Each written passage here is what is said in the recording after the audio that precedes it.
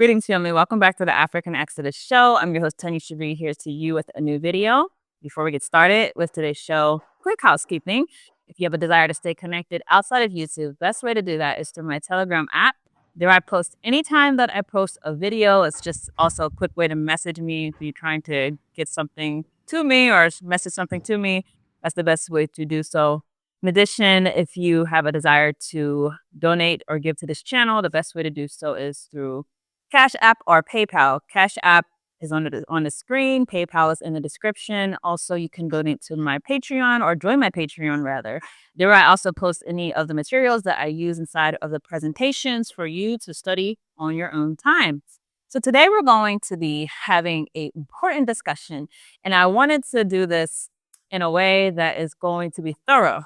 So I don't know how long this is going to take. I can tell you from the outset, this is a scripture heavy type of show. Meaning we're going to be going into scripture, and I think chiefly just scripture in this particular episode. The reason why we wanted to be scripture heavy is because a lot of things have been said. Anytime, for example, when I talk on this channel about Lucifer, I always get a comment talking about Lucifer is not the devil, or Lucifer isn't bad, or Lucifer isn't necessarily talking about the devil. And I think I understand the point that's trying to be made. But I want to be very clear about who our enemy is. Who is our adversary? When we read about inside of scripture, our adversary, the devil. And of course, this is a part of the end time series. Remember, I'm going through the book of Revelations, and a key figure, a key character inside of this end times is the dragon, as he's described.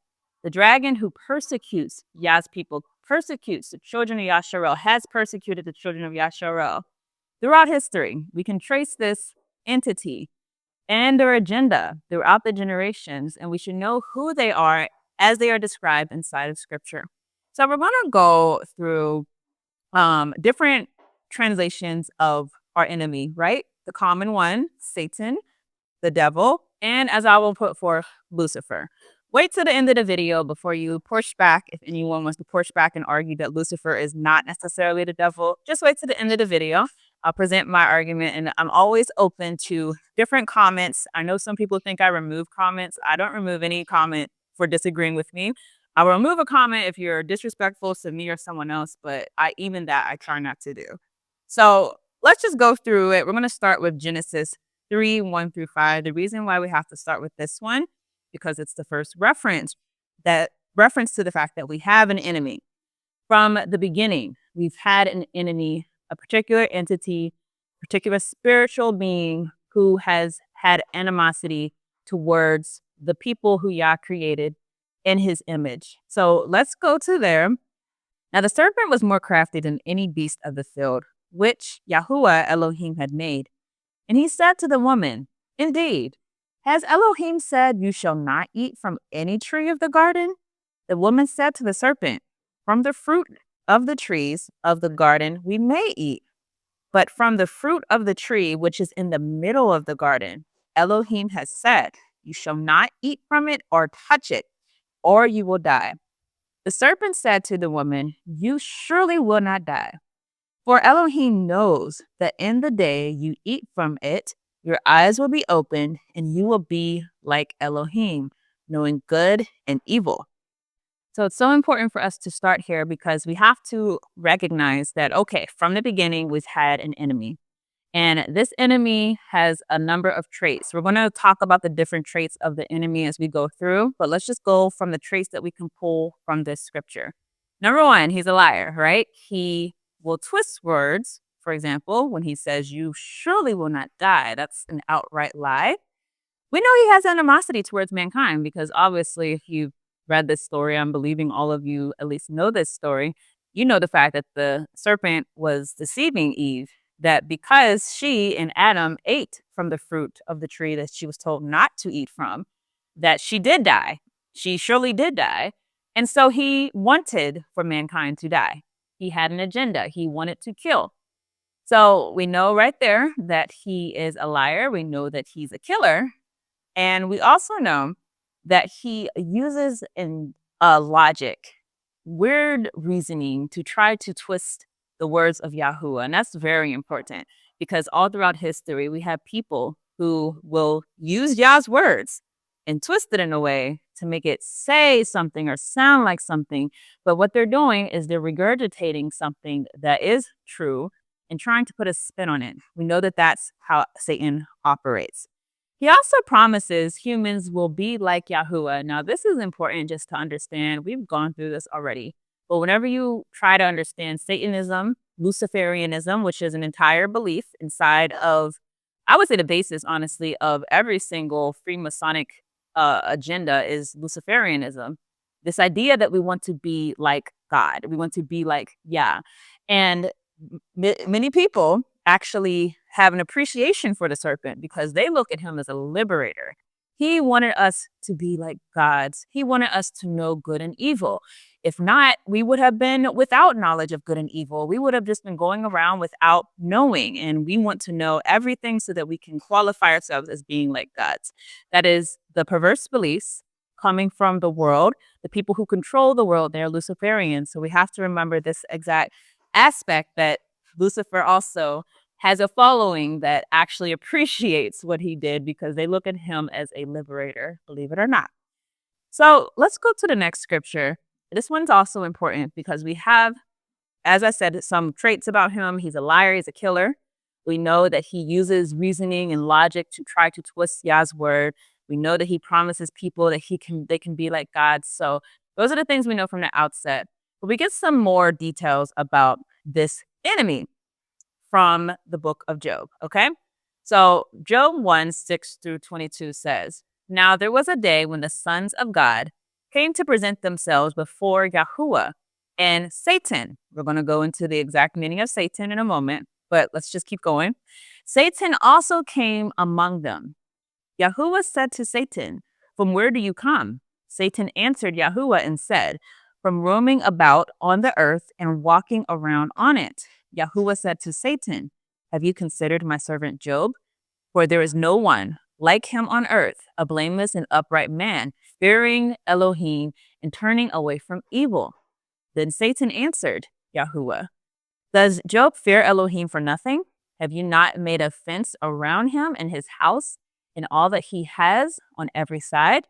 You have blessed the work of his hands, and his possessions have increased in the land.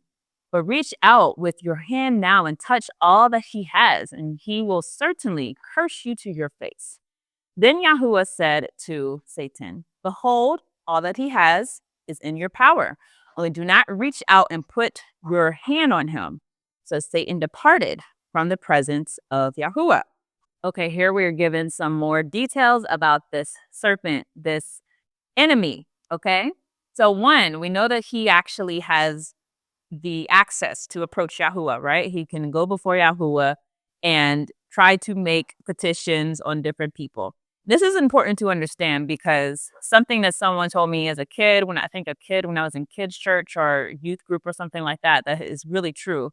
They said the only way that Satan, Lucifer, only way he can touch you is either you open the door to something, meaning you have sinned or you have done something like maybe, or you've sinned, right? So sin opens the door, right?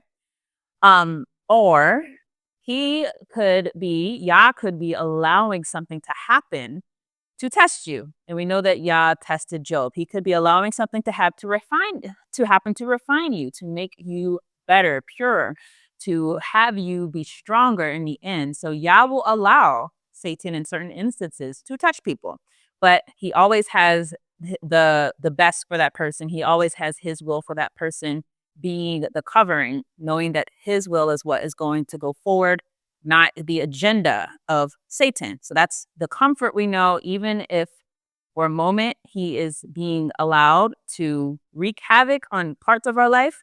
Yah's will is what covers each and every one of us, because we know he would never will anything bad for those who seek him, who love him, who follow him. So let's add to the different things we could say about Satan. So we said he uses reasoning to cause doubt. He uses lies. He promises humans to be like Yahuwah. We said he's a killer. We also know he's an adversary. So he's actively trying to upset the people of Yah. He's our adversary, okay? He's our slanderer. What did he say about Job? Oh, Job might be righteous now, but if you lift your hand and you're covering, he'll sin against you. He was a slanderer against Job, and he was also an accuser of Job. So these are some more qualities. Now, the reason I wanted to draw these out is because we have to see, is there a central figure throughout scripture, throughout the world, who matches these different qualities, right? There's obviously a kingdom of darkness. So there are different entities or different demonic entities, different principalities who could certainly be attacking us. But is there a central figure throughout all of this? And as we've seen, originally in the beginning, we had a serpent. And then in the book of Job, we're told about Satan. Who is Satan? What does Satan mean? Now, before we talk about Satan, I actually want to start with the word devil. This is the word that you will see inside of the New Testament, whereas Satan you will see in the Old Testament, okay? Now, New Testament, the reason why is because devil is actually a word from Greek origin, okay? So let's go through the Greek meaning of this word. So it comes from the word diabolos, and with all types of Greek and Hebrew, please forgive my pronunciation if it's wrong, but diabolos, I believe is how it's pronounced. It means devil, accuser, slanderer.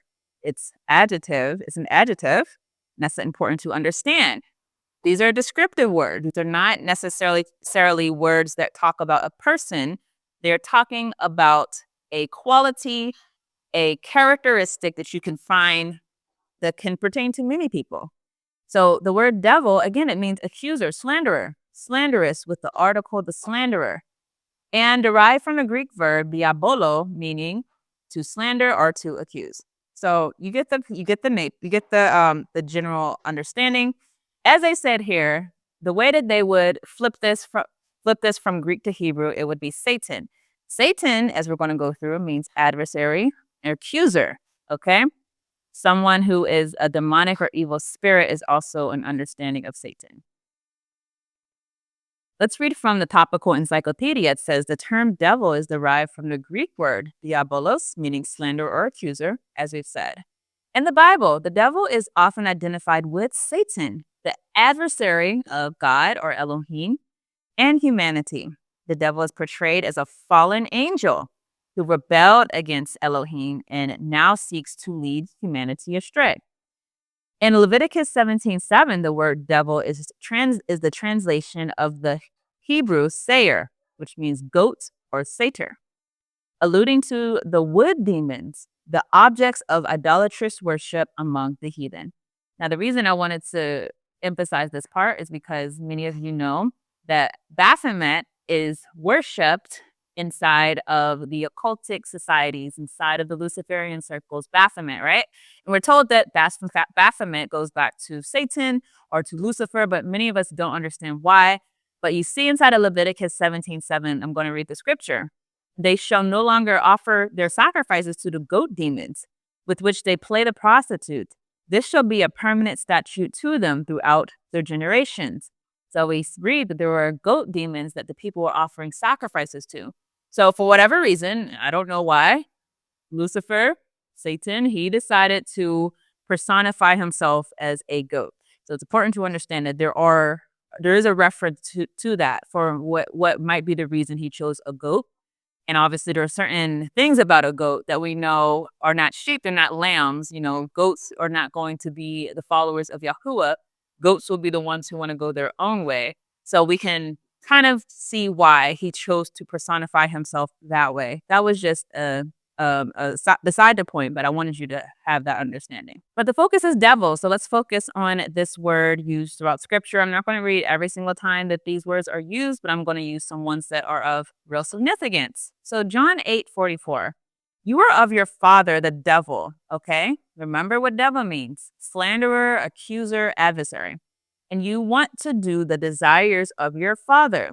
He was a murderer from the beginning and does not stand in the truth. There is no truth in him. Whenever he tells a lie, he speaks from his own nature because he is a liar and the father of lies. This scripture is telling us very clearly that we are talking about the same serpent in the beginning. So when it says your father, the devil, and then goes on to say he was a murderer from the beginning, what did he ultimately do? He murdered humanity, if you think about it, because of this lie. And he does not stand in truth. There's no truth in him. He's a liar, as we said. When he tells a lie, he speaks from his own nature. Okay. So this reference to devil, even though devil in itself is not a name of a person, it's not a name necessarily of an entity, it's a label. In the context of this scripture, we know that this particular accuser and slanderer is talking about the one who slandered or who was our adversary. In the beginning was the adversary of Adam and Eve. You go on to 1 Peter 5:8. Be of sober spirit, be on alert. Your adversary, the devil, okay, prowls around like a roaring lion, seeking someone to devour.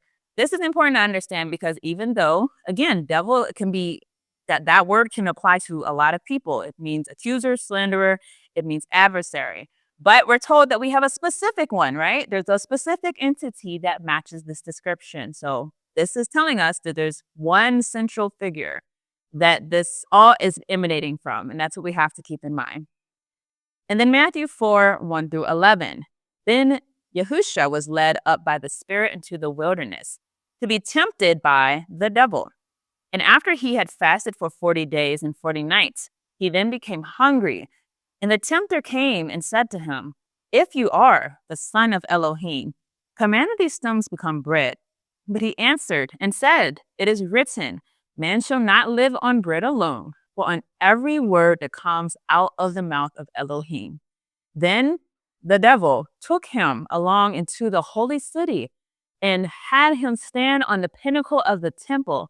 And he said to him, if you are the Son of Elohim, throw yourself down, for it is written, he will give his angels orders concerning you, and on their hands they will lift you up, so that you do not strike your foot against a stone. Yahusha said to him, on the other hand, it is written, you shall not put Yahuwah your Elohim to the test. Again, the devil took him along to a very high mountain and showed him all the kingdoms of the world and their glory. And he said to them, all these things I will give you if you fall down and worship me. Then Yahusha said to him, go away, Satan, for it is written, you shall worship Yahuwah your Elohim and serve him only. Then the devil left him, and behold, angels came and began to serve him. Okay, so many important references inside of the scripture, so many important things. Just aside, we say this inside of our Bible study for finding Yahusha. Anytime that someone is answering you with corrupt doctrine, Yahusha modeled to us, how do we answer them? You answer them with scripture. You answer them with sound doctrine. If anyone says, the law is done away with, you don't have to follow the law, you answer them right back. Yahusha said in his own words, the law will be here until the end. You answer them back with the scripture. You do not try to logic or try to reason with them, try to grapple with them on human terms. Answer them back. Yahusha literally said, I did not come to abolish the law. I came to fulfill the law, and not one word will pass until all is fulfilled. Answer him back. That's how you deal with your adversary when he's trying to throw you off. But what's important, here we have in the scripture, not only is he identified our adversary as the devil, but he's also identified as Satan, which we're going to go to next. From here, we can see that he, as a singular entity, approached Yahusha. So again, I want you to keep this in mind, that even though the word devil is an adjective, like literally there's different devils inside of the world, right? There's different adversaries, that there's a central figure throughout scripture that you can see who is operating. And you'll have other figures, you'll have other entities, other demons, fallen angels, but there's a central one who has made it his business to upset the order of Yahuwah. And to this one, all the others answer. I'm going to show you that in a moment too. So let's go to Satan, okay? So Satan, again, you'll see this one more inside of the Old Testament because this is actually a Hebrew word in origin. What does Satan mean? Adversary or accuser, okay? So let's keep that in mind. Go back to devil. Devil means devil or accuser, slanderer. And also Satan means your adversary and accuser. So very similar words, very similar meanings, but important to emphasize still the general characteristics of what we have seen from Genesis until now, the fact that we have a singular adversary, okay? So as we go through, it says it's derived from the word meaning opponent. You have an opponent, an arch enemy of good, Word origin derived from the root verb Satan, meaning to oppose or to act as an adversary. So, interestingly enough, even though devil is more used in the New Testament, you do see Satan also used to reference the fact that this is a old enemy, right? So this is an enemy that goes back to the Hebrew scriptures, goes back to the Hebrew struggle. And what Yahushua says in Luke 10:18, he says to them, I saw Satan fall from heaven like lightning. This is very important to understand more about our enemy, okay? He was originally in heaven, which is above us, directly above us. You can go into the whole um the the whole earth being flat, round, whatever, another time, but heaven is directly above us, okay? Lucifer fell from heaven like lightning, okay? He fell from the kingdom of Yahuwah. That is a quality, okay? So let's add this to our list of different qualities of Satan or the devil. And I think we can all say, okay, the Satan that's being spoken about inside of the scriptures I read is the same Satan that we're speaking about now, the same devil that we spoke about in the other scriptures. So let's add to his qualities. Now we know he's not just a liar, a killer. He not just wants to tell humans they can be like Yahuwah. He's not just our adversary and slanderer and accuser, but he also is a formerly heavenly being. Now, that part is important to understand because we're going to switch to the word Lucifer. Now, I understand why some people have been pushing back on the word Lucifer. We're going to get into that in a moment. But first, I want you to understand why we have identified our enemy, our adversary, who has been called Satan or devil, right? Why we ever identified this serpent scripturally as being Lucifer. And it's important to understand the word Lucifer only comes once inside of the Old Testament. We're going to talk about it. So Ezekiel 28, the word of Yahuwah came again to me saying, Son of man, say to the leader of Tyre, Yahuwah Elohim says this, because your heart is haughty and you have said, I am a God. I sit in the seat of gods in the heart of the seas, yet you are mortal and not God. Although you make your heart like the heart of Elohim, behold, you are wiser than Daniel. There is no secret that is a match for you. By your wisdom and understanding, you have acquired riches for yourself and have acquired gold and silver for your treasuries. By your great wisdom, by your trade, you have increased your riches, and your heart is haughty because of your riches. Therefore, this is what Yahuwah Elohim says, because you have made your heart like the heart of Elohim. Therefore, behold, I'm going to bring strangers against you, the most ruthless of the nations. They will draw their swords against the beauty of your wisdom and profane your splendor. They will bring you down to the pit, and you will die the death of those who are killed in the heart of the seas. Will you still say, I am a God, in the presence of the one who kills you? Although you are mortal and not Elohim, in the hands of those who wound you, you will die the death of the uncircumcised by the hand of strangers, for I have spoken, declares Yahuwah Elohim. Now, the reason I wanted to start with this one is because we should understand when it comes to scriptures, whenever you see numbers, so for example, when you see Ezekiel 28 or Genesis 1, whatever number you see as a chapter inside of scripture, understand that the original manuscripts had no numbers, okay? No verses. They were written continuously. Meaning sometimes we have dividers where we probably should not have dividers, and we also have places where there probably should be a new divider talking about another chapter, right? Where there's no divider. This is a place where we should have another divider because as we see right here, verse 28 is actually talking about a person. That's important to understand. The ruler of Tyre, okay? But we're going to now switch inside of verse 11 and going on to not talking about a ruler of Tyre, but someone else. There's other things that are said about this person that don't match a human, don't match things that you would associate with a leader or a human or a king, but matches another entity. So starting with verse 11, again, the word of Yahuwah came to me saying, Son of man, take up a song of mourning over the king of Tyre and say to him, this is what Yahuwah Elohim says. You had the seal of perfection, full of wisdom and perfect in beauty. You were in Eden, the garden of Elohim. Every precious stone was your covering. the ruby, the topaz, and the diamond, the beryl, the onyx, and the jasper, the lapis lazuli, the turquoise, and the emerald, and the gold, the workmanship of your settings and sockets, was in you on the day that you were created. They were prepared. You are the anointed cherub who covers, and I placed you there. You were on the holy mountain of Elohim. You walked in the midst of the stones of fire. You were blameless in your ways from the day you were created until righteousness was found in you. By the abundance of your trade, you were internally filled with violence, and you sinned. Therefore, I have cast you as profane from the mountain of Elohim, and I have destroyed you, you covering cherub. From the midst of the stones of fire, your heart was haughty because of your beauty.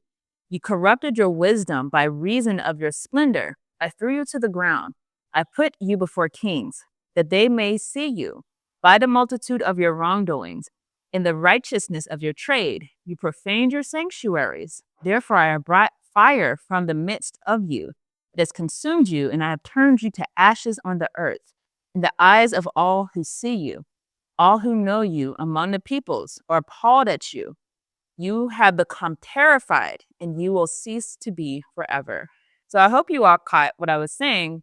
You can see that this is not talking about the previous king of Tyre. And you might want to know an explanation. Why does he call the first one the leader of Tyre and the second one the king of Tyre? Well, again, one issue with translators and translations is that sometimes the full meaning of a word is not captured. However, what we can deduce from this is that there is also a principality behind different kingdoms, right? We know, for example, Lucifer is the prince of the powers of this world.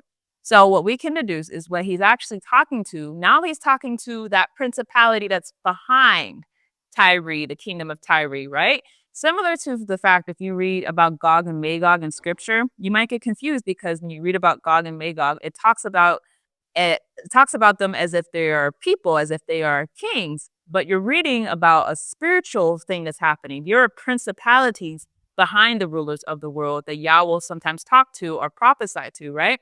So this one is talking not to a physical person, because obviously a physical person, the king of Tyre, who he condemned as a person, he condemned him as a mortal in the previous section. Here he's actually talking about someone who was in Eden, okay? Who was in Eden. And it says a cherub, a covering cherub. What's a cherub? A cherub is angel, messengers, one of the sons of God. So we have right here different qualities that are ascribed to whoever is identified as being the king of Tyre or that principality that's behind Tyre. And what do we learn from them? They were in Eden. They were in the garden. They were on Yah's holy mountain. They rebelled against Yah. They sinned against Yah. We also know that this entity is pointed out among all the cherubs, right, that rebelled against Yah. That this particular one is pointed out that all of the peoples will be appalled at this particular one, and before all of the world, they will be judged, okay? So, do you take that this cherub who was in Eden, and we know who was in Eden, the serpent, obviously, right? We know who was there at the beginning, the serpent, right? Is the same one. I believe you can take that. Some people that might not be strong enough for you, but different qualities that were given, the violence, the sin, the fact that he was a cherub and he was, as we spoke about previously, he was cast out of heaven. This is pointing to the same adversary inside of this scripture. This is important because we're going to move to the actual use of the word Lucifer in scripture, okay? Now, first, before we get there, I want to talk about what Lucifer means. Very important for you to understand. So, the same way the devil and Satan are not persons, right? They are adjectives describing people, right? Same thing with Lucifer, technically. If you look at the meaning of Lucifer, we're going from Online Etymology Dictionary, Old English Lucifer, and that's important to emphasize. Lucifer, the word, is Old English. It is not the original word that was in scripture, but it means Satan, okay? Also, morning star, okay? Venus in the morning sky before sunrise. Also an epithet or name of Diana, from Latin, Lucifer, morning star, noun use of adjective literally meaning light bringing, and lux, genitive lucis, light. As it says here, a belief that it was the proper name of Satan began with its use in the Bible to translate the Greek word phosphorus, okay, which translates to the Hebrew Hallel, meaning, how art thou fallen from heaven, O Lucifer, son of the morning, was actually in Hebrew Hallel. So let's put a pin note inside of this. I want to go to Hallel. What is the meaning of Hallel? This is talked from Strong's lexicon. It says morning star, shining one, or Lucifer. It says morning star, shining one, Lucifer, again, to shine or to boast, okay? Meaning light bringing, morning star, okay? Now, to emphasize, Hallel is the Hebrew word. Lucifer is a translation of the Greek word, okay? The Hebrew word, though, is Hallel. So if you go to the use of Hallel in scripture, it comes from Isaiah 14:12 through 15. This is the only time Hallel, the actual Hebrew term, is used in scripture. It says, how have you fallen from heaven, you star of the morning, son of the dawn? You have been cut down to the earth, you who defeated the nations. But you said in your heart, I will ascend to heaven. I will raise my throne above the stars of Elohim, and I will sit on the mount of assembly in the recesses of the north. I will ascend above the heights of the clouds. I will make myself like the Most High. Nevertheless, you will be brought down to Sheol, to the recesses of the pit. Let's emphasize what we've learned so far. We've learned it was a covering cherub. We learned that this cherub was inside of Eden. We've learned that this cherub had turned on Yah. It turned on Yah because it started to boast and see itself as more than Yah. Does this entity match what we have read in Isaiah 14:15? Absolutely. Here we are, fallen from heaven. Literally, we are told our accuser fell from heaven. Here we are told he wanted to ascend to heaven. He wanted to raise his throne above the stars of Elohim. Also think about what Lucifer, or Satan, the serpent, what he said to Eve. He said, you will be like Elohim. You'll be like a god. This is what he aspired to. The same quality we see in this scripture in Isaiah 14:12 through 15. Now, I want to go to 2 Peter 1:19 because I think this is where people have been pushing back on the word Lucifer, saying, no, Lucifer is not a bad thing necessarily, or Lucifer is not the devil, Lucifer is not Satan, right? So again, let's remember Lucifer is an adjective. It's coming from the original Greek. It's coming from the lucis, and it's also coming from the fur. That's coming from the Greek original text, which means to bear or to carry light, okay? So if we remember that it's referring to a Greek word, right?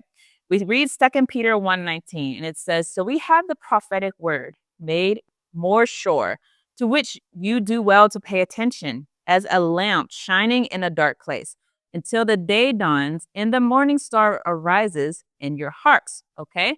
This part where it says morning star, this has been translated in Greek as phosphorus, okay?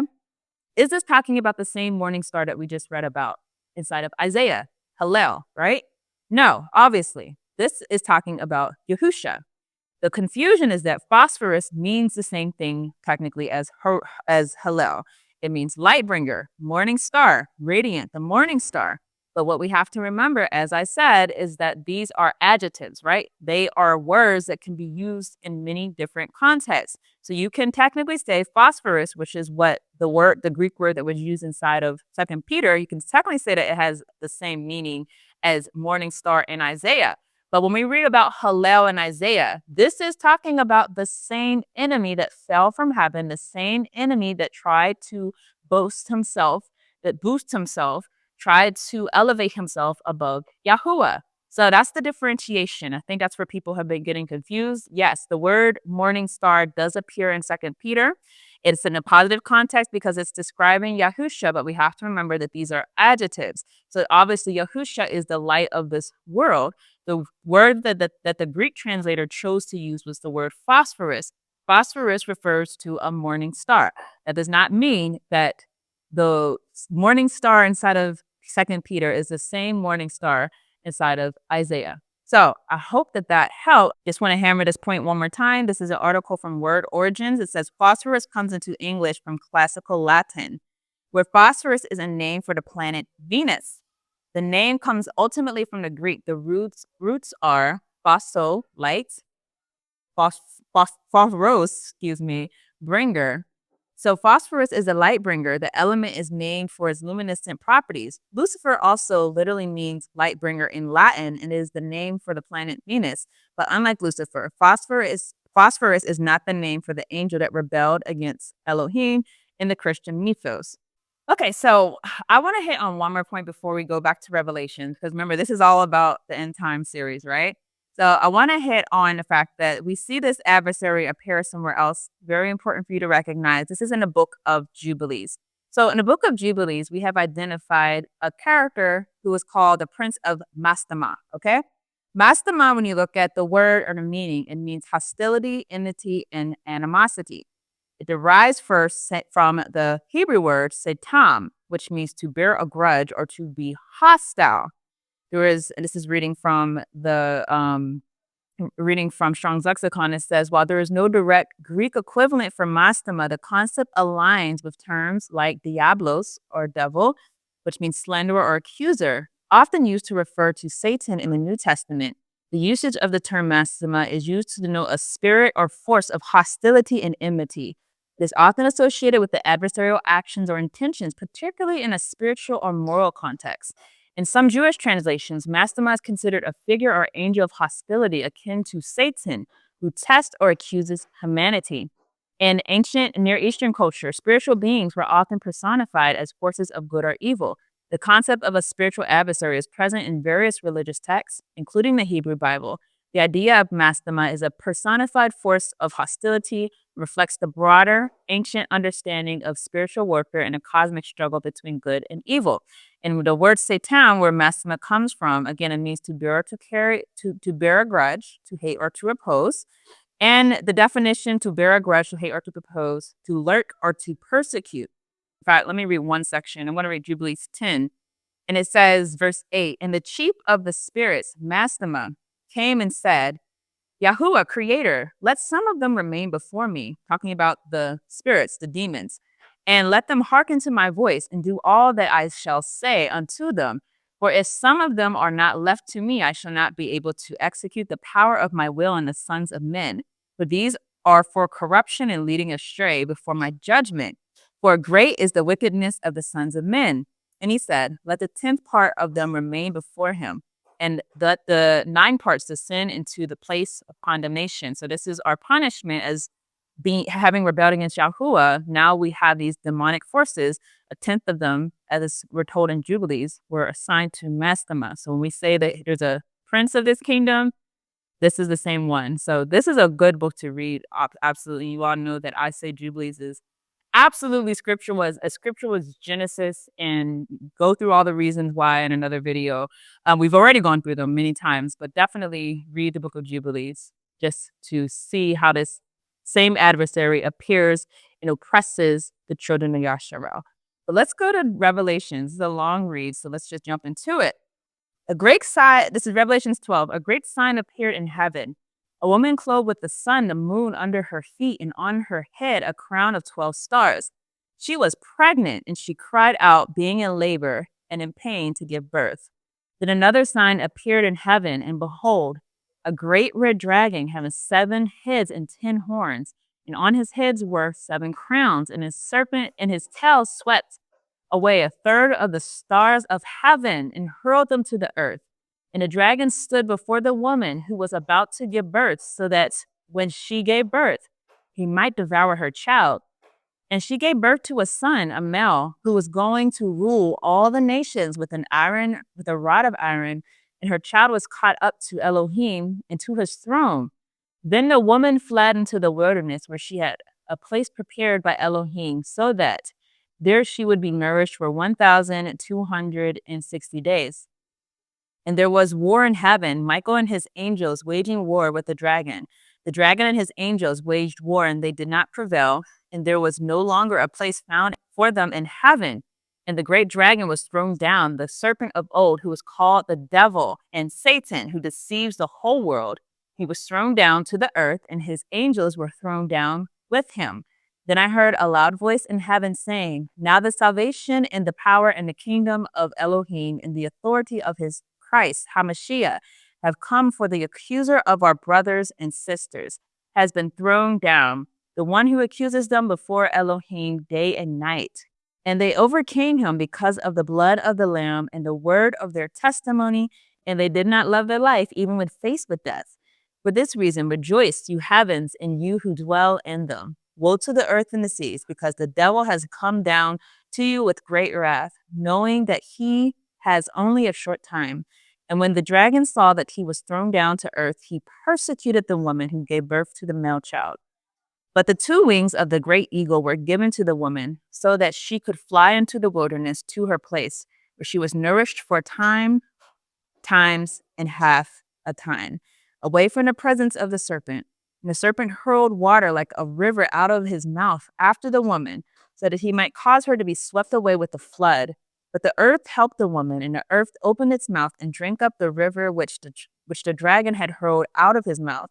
So the dragon was enraged with the woman and went off to make war with the rest of her children who keep the commandments of Elohim and hold to the testimony of Yahusha. So I think we're going to need a separate video to talk about the woman. The woman represents Yasharel, as many of you know. The woman is oppressed by this dragon. Important to emphasize when you're reading the scripture that it's very interesting. Many times it goes to the past, and it goes to the present, then it goes to the future, right?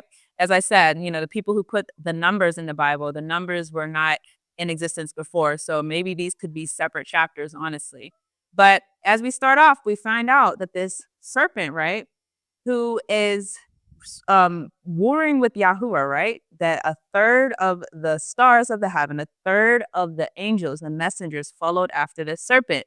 This is giving us more context about what we've already read about this adversary who was there from the beginning, who fell from heaven, giving us more context. And obviously, you get a lot of context, obviously, from reading books like Enoch as well. And we also read that this woman gave birth to the male child. We're not going to go into the woman today, but it's important that we emphasize that this serpent was after her, oppressing her and her children, okay? The children of Yasharel, the descendants of Yasharel, and those who become a part of Yasharel. That is why you see people, whenever you come into the faith, whenever you truly have that experience of dying to your flesh and being resurrected by the Spirit, you will see an adversary arise against you from this world system. Even if you are not bloodline Yasharel, you will experience that same adversary because he is making war against the people who follow Yahuwah and his commandments. We also read very importantly that he only has a short time. He understands that he has a short time. So certainly soak this in, read the scripture, over and over just to understand the nature of the enemy that we're dealing with. But what I wanted you to understand and take away from this is that this dragon who we're going to see is who by the way, who already is ruling this world, this current world that we're in, who already is the prince of the powers of this world, who already is a controlling force in this world. This dragon is going to be being worshipped as Elohim. He's going to be being worshipped by the world system because of the setup that he has created for people to bow down their authority to his beast system.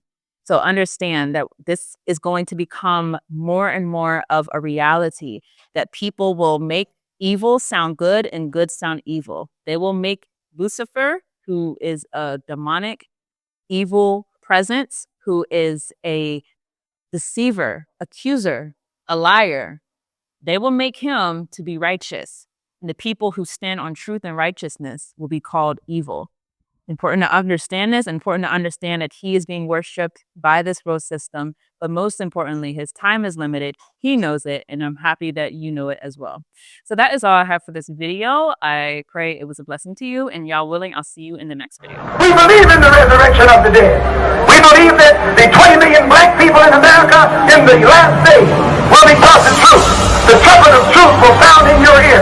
That is being sounded today, the trumpet of truth. And this truth strikes your ear and strikes your heart. It'll open your eyes. It'll open your ears. It'll make you stand up. It'll do the same thing for you that truth did for the dry bones in the valley. Because the picture of dry bones in the valley is talking about you. The picture of Lazarus laying dead 4 days is talking about you. You are Lazarus. You are the dry bones. You are the prodigal son. You are the lost sheep. You are the people about whom the Bible is speaking. mountain. Black people are waking up. Black people are standing up. Black people are rising up, and they're doing black. We believe we are the people of God's choice.